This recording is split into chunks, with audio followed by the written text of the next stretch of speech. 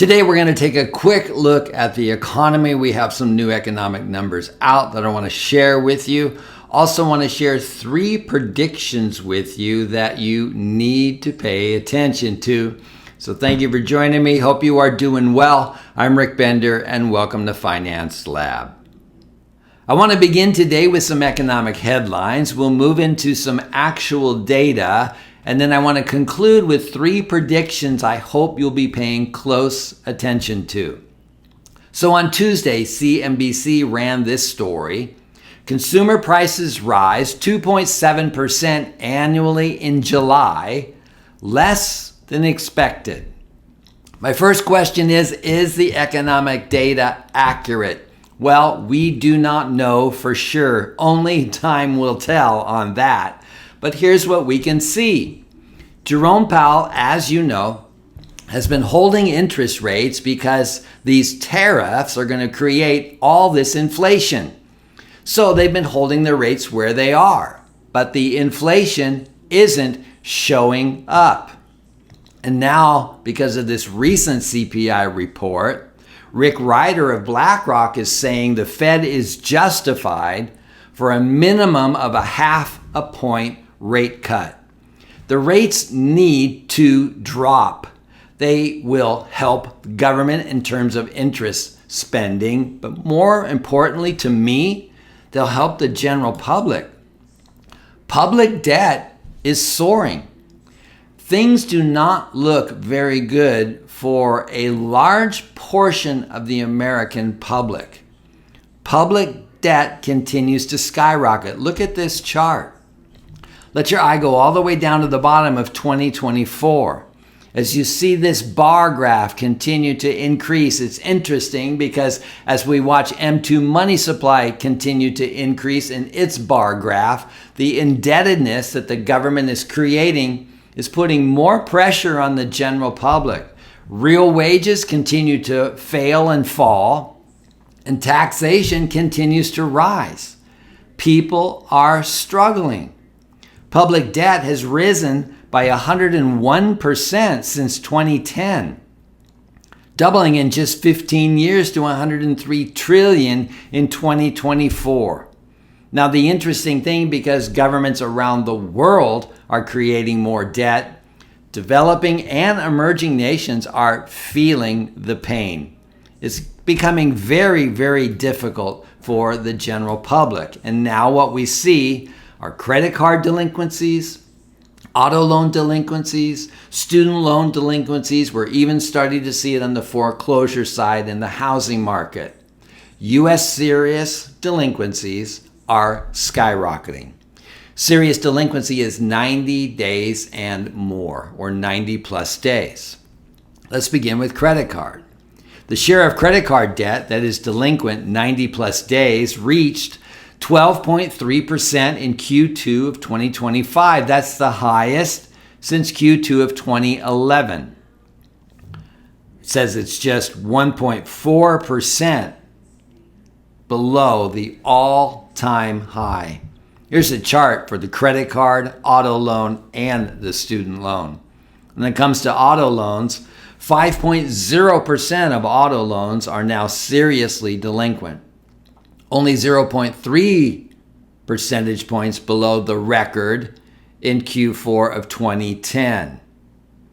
Student loans, serious delinquencies spiked 9.4 percentage points over the last 2 quarters to 10.2%. That's the highest since Q1 of 2020. Well, let me state this. Former President Joe Biden did no favors to any of those who have student loans. In fact, we could track the fact that they really honestly believed they wouldn't have to make those payments. They allocated those dollars to other areas. Now we see the delinquencies. From what I understand, you can't take this off if you're going bankrupt or things of that nature. This is going to be a scar on the general public in their credit report for a long, long time. We're seeing the delinquencies. Consumers are simply falling behind on debt payments. In fact, they're falling behind at rates we rarely have seen before. The economy, we could say, because of GDP numbers or overall numbers, it's doing really well. But is it? When we look at GDP and the makeup of GDP, about 45 to 46% of the spending to make up GDP is government spending. That's getting way too high. We want the private sector to be the maximum, but not just 60% or 50%. We want private sector spending within the GDP to continue to increase and government spending in the GDP to continue to decline. That's what we want. If that doesn't happen, we're in deep trouble. And here's what we're seeing right now. M2 money supply is just hit an all-time high. $22.02 trillion. That's higher than the COVID stimulus levels. But those of us who watch the metals, we know what M2 money supply does. And this is why we watch M2 money supply very closely. M2 money supply does two things. It causes inflation and it makes rallies in the metals market. But if you're not sure what M2 consists of, it is cash, checking, savings, short-term deposits, money market funds.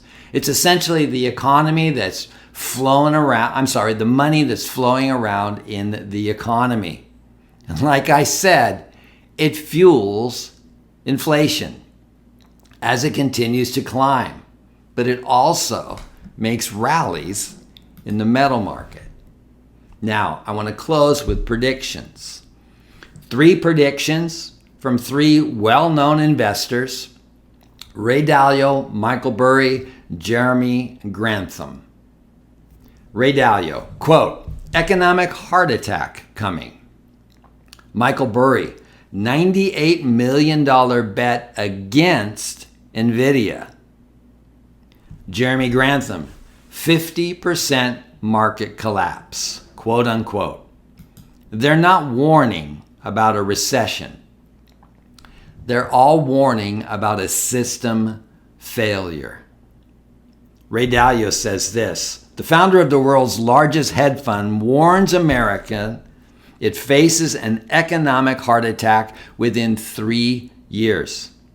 He's calling the $37 trillion national debt near the point of no return, and he's not alone. Michael Burry liquidated nearly his entire $77 million portfolio. The man who made $1 billion calling the 2008 housing crash just placed $98 million bet against NVIDIA alone. His latest message to investors was one word: sell. Jeremy Grantham is predicting a stomach-turning 50% stock market collapse.